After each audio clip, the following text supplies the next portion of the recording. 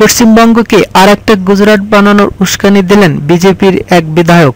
টুইটারে দেওয়া একটি ভিডিও ক্লিপে হায়দ্রাবাদের বিজেপি বিধায়ক রাজা সিং বলেছেন, বাংলায় হিন্দুরা আজ একেবারেই নিরাপদ নন।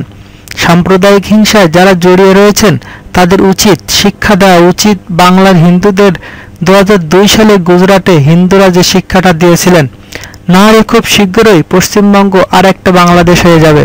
এই কাজে বাংলার হিন্দুদের সাহায্য করতে পারে যারা। হায়দ্রাবাদের বিজেপি বিধায়ক শুধু সেই সংগঠন বেঙ্গল টাইগার্সের নাম উল্লেখ করে থেমে থাকেননি, সেই উগ্র হিন্দুত্ববাদী সংগঠনকে তার মূল্যবান পরামর্শও দিয়েছেন। হায়দ্রাবাদের বিজেপি বিধায়কের পরামর্শ, ঘুম ভেঙে জেগে উঠুক বেঙ্গল টাইগার্স, বাঁচার লড়াইয়ে নামার জন্য হিন্দুদের সংগঠিত করুক। রাজা তোপ দেখেছেন তৃণমূল কংগ্রেসের নেতৃত্বাধীন পশ্চিমবঙ্গ সরকারকেও।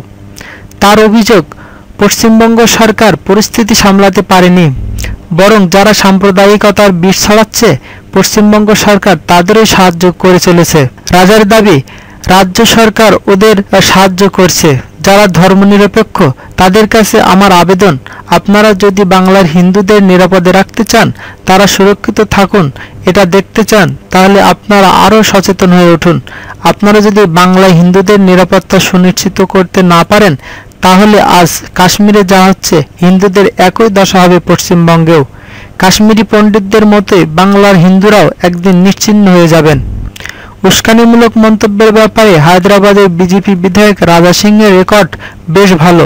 গত এপ্রিলেই রাজা বলেছিলেন, রাম মন্দির নির্মাণে যারা বাধা দেবেন তাদের মাথা কেটে দেওয়া হবে।